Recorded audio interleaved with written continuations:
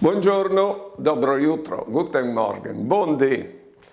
Sicuro che sia succeduto anche a voi, una persona che viene a contare tutti gli intrighi, tutti i fastidi che ha, e ammette un da urdi che l'altro proprio, e dopo conta un fastidio proprio di fare sgrisui, ecco, e si chiappa su e va via.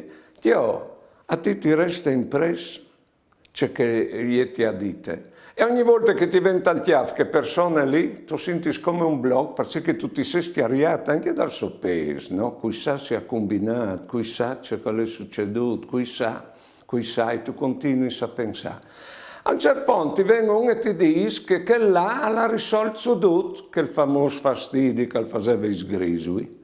E a te ti viene di pensare, ma poteva anche venire a dire all'ostriche, che a lei che non succede con Paint, anche a noi col Signore. Lo dispicchien quanto al covente e continua che bisogna che fasi e viene davanti. E dopo che gliela deslissa la roba, qui si pensa poi di lui. Buone giornate e buone vite.